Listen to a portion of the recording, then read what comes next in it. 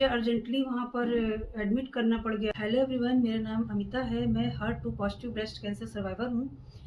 पिछले वीडियोस में मैंने अपनी कैंसर डायग्नोसिस स्टोरी और कीमो से रिलेटेड मेरा जो भी एक्सपीरियंस था वो आप सभी के साथ शेयर किया था। यदि आपने अभी तक वो वीडियोस नहीं देखे हैं तो मैं लिंक में डिस्क्रिप्शन बॉक्स में दे दूंगी, आप चेक कर लीजिएगा।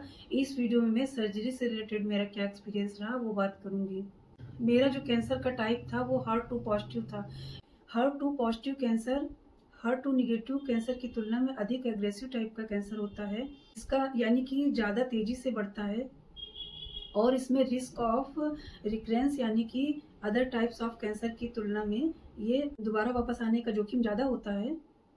मेरे राइट ब्रेस्ट के एक्जिला एरिया पर एक ट्यूमर था जिसका साइज 6.3 इंटू 4.3 था। जब मेरा कैंसर का ट्रीटमेंट स्टार्ट हुआ तब जो मेमोग्राफी हुई थी उसकी रिपोर्ट में आया कि जो ट्यूमर था वो स्किन और लिम्फ नोड्स को इन्वॉल्व कर चुका था। जो ब्रेस्ट कैंसर जब फैलना स्टार्ट करता है तो वो सबसे पहले लिम्फ नोड को इन्वॉल्व करता है और यदि लिम्फ नोड से बाहर निकल जाता है तो दूसरे ऑर्गन्स में फैलना स्टार्ट कर देता है, जिससे स्टेज बढ़ जाती है। मेरा जो ब्रेस्ट कैंसर था वो बाहर फैला नहीं था, वो ब्रेस्ट तक ही सीमित था, लेकिन वो लिम्फ नोड को और स्किन को इन्वॉल्व कर चुका था। सबसे पहले बात करते हैं कि HER2 पॉजिटिव ब्रेस्ट कैंसर क्या है। हमारी जो बायोप्सी की जांच होती है उसमें अगर ट्यूमर कैंसरस पाया जाता है तो उसमें एक और स्पेशल टेस्ट होता है जिसको IHC इम्यूनोहिस्टोकेमिस्ट्री कहते हैं। कैंसर की सेल्स को कौन ड्राइव कर रहा है, किस वजह से वो इतनी तेजी से ग्रो हो रही हैं, तो उसको उसी का ट्रीटमेंट दिया जाता है जिससे कैंसर की जो सेल्स हैं वो ग्रो करना बंद जाती है। तो जो मेरा HER2 पॉजिटिव ब्रेस्ट कैंसर है उसमें सबसे ज़्यादा इफेक्टिव टारगेटेड थेरेपी होता है। इसमें कीमोथेरेपी, सर्जरी और रेडिएशन के साथ कीमो के साथ साथ टारगेट थेरेपी भी दी जाती है, जिससे वो जाकर कैंसर की सेल्स हैं उसको सीधे टारगेट करता है और उसको नष्ट कर देता है। तो जब मेरा कैंसर का ट्रीटमेंट स्टार्ट हुआ तो सबसे पहले मुझे डॉक्टर्स ने बताया कि मेरे 17 कीमोज होंगे और जो कि सर्जरी से पहले 8 कीमोज होंगे और सर्जरी के बाद 9 कीमोज होंगे। तो जब मेरे 8 कीमोज हुए उसके बाद मेरी सर्जरी हुई। मेरी सर्जरी 19 सितंबर 2024 को हुई थी। एक दिन पहले मैं एडमिट हुई थी 18 को, और 20 को मेरी फिजियोथेरेपी की एक क्लास दी गई थी और उसके बाद हमें वहाँ से छोड़ दिया गया था। टोटल मैं वहाँ पर 3 डेज रही थी और फिजियोथेरेपी की क्लास में हमें बताया गया था कि हमें लाइफ टाइम किन चीज़ों का ख्याल रखना है। जैसे कि जिस साइड हमें कैंसर था और जिस साइड हमारी सर्जरी हुई है उस साइड हम उस हाथ पर चूड़ी, कंगन, रिंग, धागा कुछ भी पहन नहीं सकते हैं। और उसमें हमें लाइफ टाइम ये याद रखना है कि उस पर कोई इंजेक्शन नहीं लगवाना, उस पर कोई कांटा नहीं चुभना चाहिए, जलना कटना नहीं चाहिए। मतलब उसको एक छोटे बच्चे की तरह संभाल करके उस हाथ को रखना है, क्योंकि सर्जरी के टाइम में हमारे लिम्फ नोड निकाल दिए जाते हैं। क्योंकि जब लिम्फ नोड निकाल दिए जाते हैं तो हाथ में स्वेलिंग आने का और इन्फेक्शन होने का खतरा बढ़ जाता है, क्योंकि जो हमारे लिम्फ नोड होते हैं वो हमारे इम्यून सिस्टम का हिस्सा होते हैं और वो लिम्फ फ्लूइड होता है उसको छानने का काम करते हैं और इन्फेक्शन से बचाते हैं। बताया गया था और 6 प्रकार की एक्सरसाइज बताई गई थी। वो 6 टाइप की जो एक्सरसाइज थी वो हमें स्टार्टिंग में 6 टाइम करनी होती थी और आफ्टर 6 मंथ फिर हमें अब लाइफ टाइम वो एक्सरसाइज 2 टाइम्स करनी है।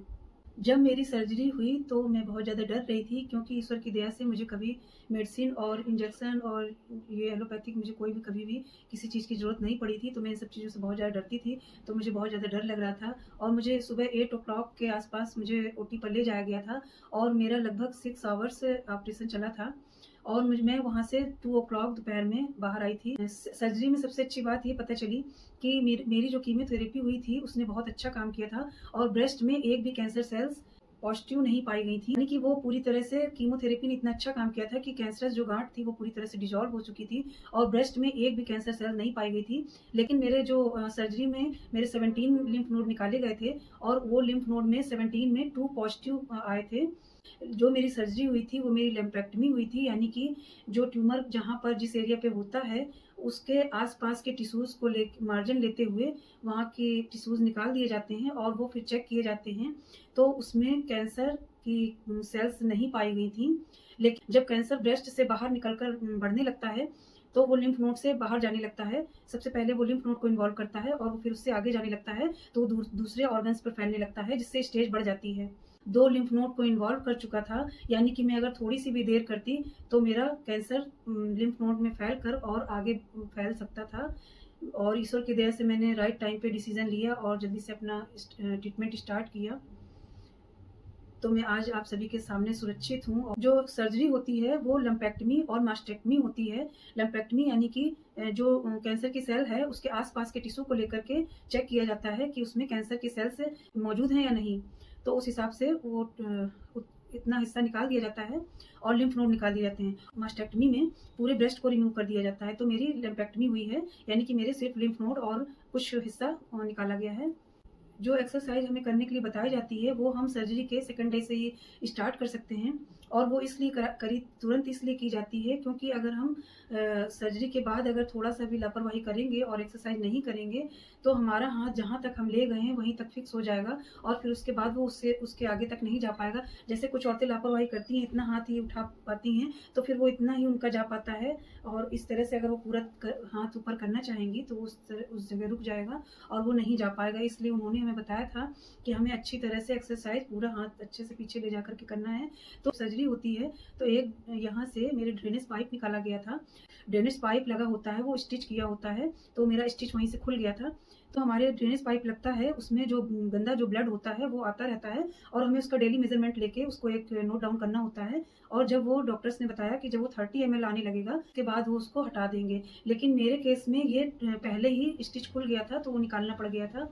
तो मुझे सर्जरी के बाद जब मैं घर वापस आई, क्योंकि मेरे घर में मेरे देखभाल के लिए कोई था नहीं, तो मुझे खुद से ही बाथरूम वगैरह साफ़ करना पड़ता था। और कीमो के बाद हमें हमारी इम्यूनिटी सिस्टम बहुत ज़्यादा वीक हो जाता है, तो हमें बहुत ज़्यादा हाइजीन का ख्याल रखना होता है कि हमें इन्फेक्शन वगैरह लगने के चांसेस बहुत ज़्यादा होते हैं। तो मेरे घर में मेरी कोई केयर करने वाला नहीं था, तो मुझे बाथरूम वगैरह मुझे खुद ही क्लीन करना पड़ता था। इस वजह से मुझे इन्फेक्शन हो गया पूरी बॉडी पर। और जब मैंने, क्योंकि मेरा हर कीमो 21 डेज़ पर लगता था, तो मैं जब वहाँ पर जाती थी, उनसे बताती थी, तो फिर वो मुझे कोई मेडिसिन देते थे। उन्होंने एंटीबायोटिक का पूरा कोर्स कराया, तो मेरा इन्फेक्शन काफ़ी मुश्किल से ठीक हुआ। और फिर वो मेरा इन्फेक्शन जब बॉडी से ठीक हुआ, तो मेरे सर पर बहुत ज़्यादा इन्फेक्शन हो गया। तो मैं जब सर्जरी से घर वापस आई, तो मेरे पूरे सर पे इन्फेक्शन हो गया था। और सर्जरी के बाद हमें काफ़ी लंबे टाइम के लिए, लगभग 1 मंथ के लिए रेस्ट के लिए टाइम दिया जाता है और जो घाव अच्छे से भर सके। जब मैं वहाँ पर गई, मैंने उनसे बताया, तो उन्होंने फिर मुझे एंटीबायोटिक दी और उसकी वजह से एंटीबायोटिक का कोर्स करने के बाद ही मेरा इन्फेक्शन सर का नहीं ठीक हो रहा था, पूरे सर पर बहुत ज़्यादा फैल गया था। तो फिर उसके बाद जब ये मेरा इन्फेक्शन लगभग 3 मंथ रहा और मैं बहुत ज़्यादा परेशान रही और मैं हर बार डॉक्टर से बताती, मुझे वो मेडिसिन देते, लेकिन क्योंकि मैं बीच में जा नहीं सकती थी, इसलिए मेरा ये काफ़ी लंबे टाइम तक चला। फिर मैंने जब उनसे रिक्वेस्ट किया कि मेरा ये सर का इन्फेक्शन मुझे बहुत ज़्यादा पेन दे रहा है और मेरा ठीक नहीं हो पा रहा, तो उन्होंने कहा कि आप ये किसी डर्मेटोलॉजिस्ट को दिखा लीजिए। तो जब मैं हॉस्पिटल में दिखाया, वहाँ पर एक डर्मेटोलॉजिस्ट को दिखाया, तो वहाँ पर फिर मेरा वो इन्फेक्शन ठीक, बहुत मुश्किल से तब ठीक हुआ। जो मुझे टारगेट थेरेपी में जो ट्रस्टुजुमैब और पर्टुजुमैब का इंजेक्शन लगता था, उसका नाम ये फेस्को था। और इसका जो ट्रीटमेंट होता है HER2 का, वो ट्रस्टुजुमैब और पर्टुजुमैब के इंजेक्शन ही के द्वारा ही टारगेट थेरेपी दी जाती है। सर्जरी के बाद की प्रॉब्लम की बात करूँ तो मुझे कोई भी प्रॉब्लम नहीं है, लेकिन जिस साइड मेरा सर्जरी हुई है उस साइड मुझे ब्रेस्ट में कभी-कभी बहुत तेज़ से सुई चुभने जैसा फ़ील होता है और हल्का सा पेन होता है। तो वो मैंने डॉक्टर से बात किया था कि मुझे ऐसा क्यों फ़ील होता है, तो उन्होंने बोला कि ये आपको हमेशा ही होगा, लेकिन इसकी आपको आदत पड़ जाएगी तो आपको फिर कोई प्रॉब्लम नहीं होगी। और सर्जरी के बाद मेरा जब 9th कीमो हुआ, यानी कि मेरा सर्जरी के बाद फर्स्ट कीमो था, तो मुझे ये उजवीरा करके एक इंजेक्शन दिया गया था। तो इसका मुझे साइड इफ़ेक्ट इतना ज़्यादा हुआ था कि मैं खाना भी नहीं खा पा रही थी और मुझे इतनी ज़्यादा प्रॉब्लम हो रही थी कि मैं पानी पी रही थी तो मुझे वॉमिटिंग आ जा रही थी।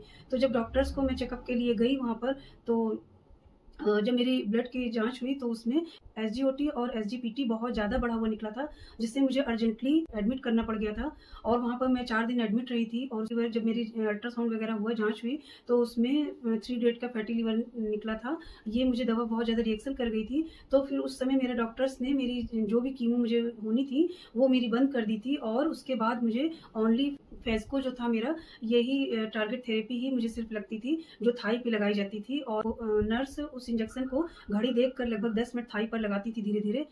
ये जो फेस्को होता है टारगेट थेरेपी, इसका हार्ट पे सबसे ज़्यादा इफ़ेक्ट आता है। तो जब भी मुझे ये इंजेक्शन लगता था तो मेरी एक बार छोड़ के मुझे हार्ट का इको मेरी जो जाँच होती है हार्ट की, वो होती थी। सर्जरी कंप्लीट हो जाती है, उसके बाद हमें कुछ दिन का टाइम दिया जाता है और उसके बाद हमारा रेडिएशन स्टार्ट होता है। तो सर्जरी के कुछ टाइम बाद रेडिएशन होता है। रेडिएशन से रिलेटेड जो भी मेरा एक्सपीरियंस है वो मैं नेक्स्ट वीडियो में आपके सभी के साथ शेयर करूँगी। वीडियो के लास्ट में मैं सिर्फ यही कहना चाहूँगी कि कोई भी ताकत हमारी हिम्मत से बड़ी नहीं होती, तो टफ फेजेज़ में हिम्मत बनाए रखें, जीत आपकी ही होगी। यदि आपको वीडियो पसंद आया हो तो please like, share and subscribe करें, जिससे ये उन सभी तक वीडियो पहुँच सके जिनको इन वीडियोज़ की ज़रूरत है। मिलते हैं नेक्स्ट वीडियो में, तब तक के लिए be happy, be positive. Radhe Radhe.